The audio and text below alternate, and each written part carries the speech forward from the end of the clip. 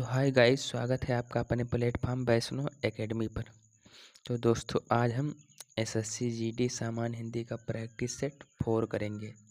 तो अगर आप भी भाई एसएससी जीडी की तैयारी कर रहे हैं तो हमारे डेली प्रैक्टिस सेट से जुड़िए, क्योंकि हम आपको डेली सामान्य हिंदी का प्रैक्टिस सेट प्रोवाइड कराते हैं। इनमें ऐसे क्वेश्चंस को शामिल किया जाता है जो एसएससी जीडी में पूछे गए हैं या पूछे जा सकते हैं। तो आप भी एसएससी जीडी के पेपर सामान्य हिंदी में 20 में 20 क्वेश्चन सही करना चाहते हैं तो आप डेली हमारे प्रैक्टिस सेट से जुड़िए। तो दोस्तों, चलिए अब स्टार्ट करते हैं। क्वेश्चन पहला है, दिए गए शब्द का पर्यायवाची ज्ञात कीजिए। तो क्वेश्चन है, गजानन का पर्यायवाची क्या होता है?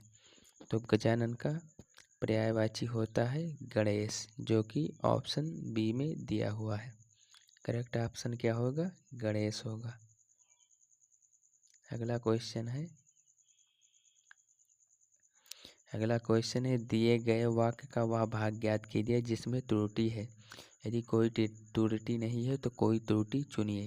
क्वेश्चन है, समाज की जितनी दुर्गति पहले कभी नहीं हुई, समाज की जितनी दुर्गति पहले कभी नहीं हुई।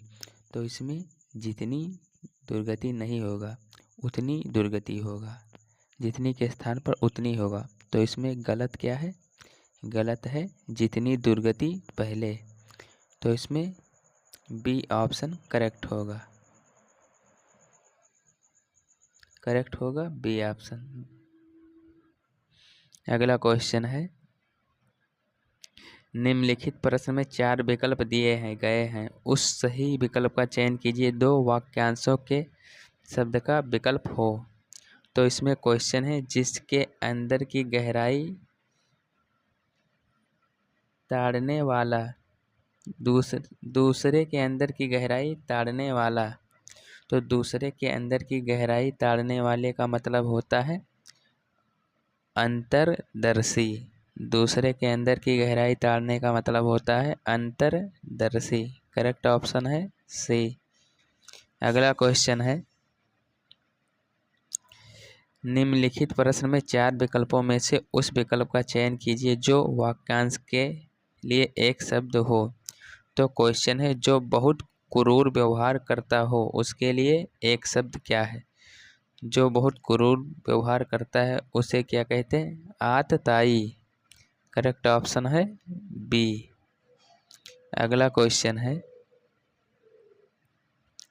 निम्नलिखित प्रश्न में 4 विकल्पों में से उस विकल्प का चयन करें जो कोष्ठक में दिए गए पर्यायवाची शब्द का सही विकल्प है।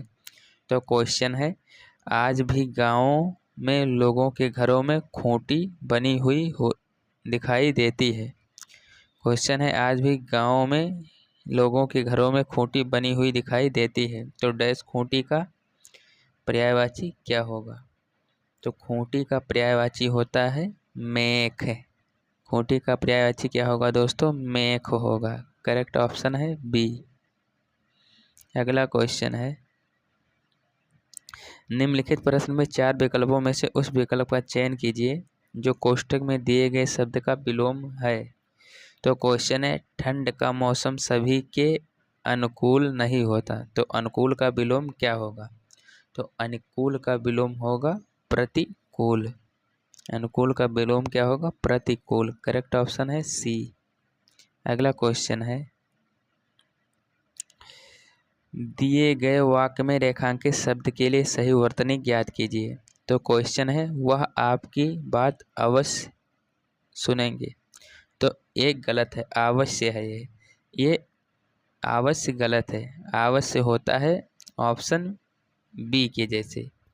अवश्य होगा ऑप्शन बी। करेक्ट ऑप्शन है बी। क्वेश्चन है, निम्नलिखित प्रश्न में 4 विकल्पों में से उस विकल्प का चयन कीजिए जो दिए गए मुहावरे का सही अर्थ व्यक्त करता है। तो क्वेश्चन है, लक्ष्मण की भ्रातृभक्ति। लक्ष्मण की भ्रातृभक्ति। तो इसमें बताना है इसका मतलब क्या होता है। तो लक्ष्मण की भ्रातृभक्ति का मतलब होता है भाई की निस्वार्थ सेवा। भाई की निस्वार्थ सेवा। करेक्ट ऑप्शन है सी। अगला क्वेश्चन है दिए गए वाक्य में रेखांकित शब्द की सही वर्तनी ज्ञात कीजिए। तो क्वेश्चन है तुम्हारी बात का मतलब मैं नहीं समझा। तो मतलब नहीं होता है दोस्तों, मतलब होता है, मतलब नहीं होता है। तो करेक्ट ऑप्शन होगा ये, मतलब। अगला क्वेश्चन है दिए गए वाक्य में रेखांकित शब्द का विलोम ज्ञात कीजिए। तो क्वेश्चन है सूर्य अस्त होते ही पक्षी चहचहाने लगते हैं। तो अस्त का क्या मतलब होगा विलोम? तो अस्त का विलोम होता है उदय। अस्त का विलोम होगा दोस्तों उदय। करेक्ट ऑप्शन है सी। अगला क्वेश्चन है दिए गए वाक्य का वह भाग ज्ञात कीजिए जिसमें त्रुटि है। क्वेश्चन है मुझे बताओ कि विश्वनाथ और आनंद में सबसे तेज कौन है। तो विश्वनाथ और आनंद में सबसे तेज कौन है, इसमें आप बताना है तो कोई त्रुटि है या नहीं। तो इसमें विश्वनाथ और आनंद में सबसे तेज, तो इसमें जो त्रुटि होगी में सबसे तेज, इसमें त्रुटि होगी में सबसे तेज। करेक्ट ऑप्शन है बी। अगला क्वेश्चन है दिए गए रेखांकित वाक्य के शब्दों के सही शब्दों का विकल्प चुनिए। तो क्वेश्चन है उसने एक मोती का हार खरीदा। तो इसमें भाई त्रुटि है, उसे त्रुटि को आप सही कीजिए।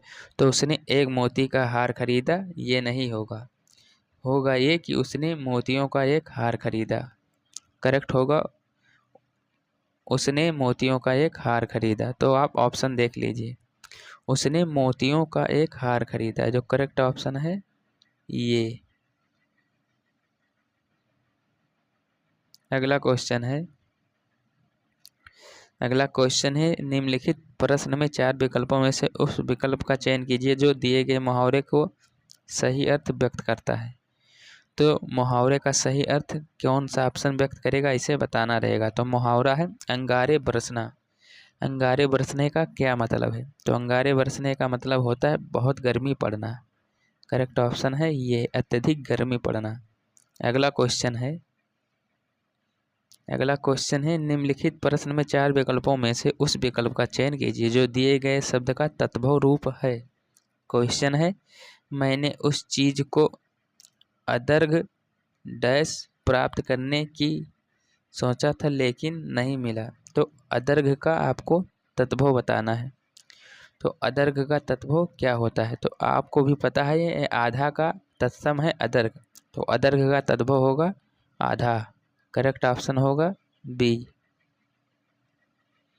अगला क्वेश्चन है निम्नलिखित प्रश्न में 4 विकल्पों में से उस विकल्प का चयन कीजिए जो दिए गए शब्द का तत्सम रूप है। तो क्वेश्चन है रोज सुबह सवेरे जल्दी डैश जाना सेहत के लिए लाभदायक है।